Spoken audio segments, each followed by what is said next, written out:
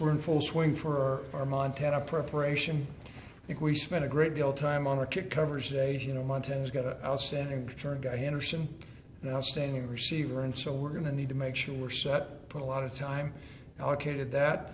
But it is a little bit of a grind in fall camp. I think it's important for us to stay focused and have some continued hard practices. We'll back off next week, but making progress, probably not as much as what I would have liked collectively today. So, questions? How do you feel about your special teams units as a whole, Craig? I know that's always a work in progress, but are you feeling better? Are you feeling where you need to be right now? Well, we're concerned, you know, when you go into a ball game against an outstanding return guy, that always makes a difference. And so we're finalizing some of our coverage teams.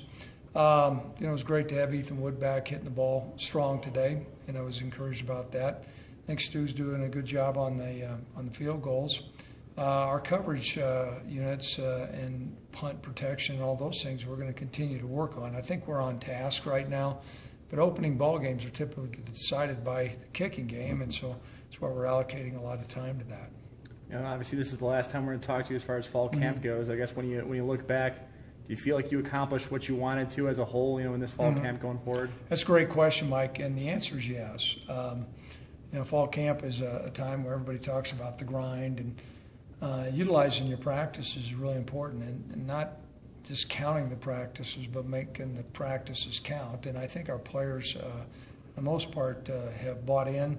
You're right, though, this is the tail end of it, and sometimes it's like the last guy stands, the one who's out there moving around. But I think we're on task. Game time's not too far away, and beyond the first game, I think we've try to develop our systems on offense, defense, and kicking game, and we feel pretty good about that. There been any surprises, Craig, from this fall camp, personnel-wise or anything, or I don't know if disappointment would be the right term, but just anything that really catches your eye? I would say from a positive standpoint, I think Colby came back and was throwing the ball better than what he had done in the spring, and so we're encouraged about that. He spent a lot of time this summer working on his fundamentals, his releases, worked with our receivers, so I think he exceeded my expectation as far as his ability to throw.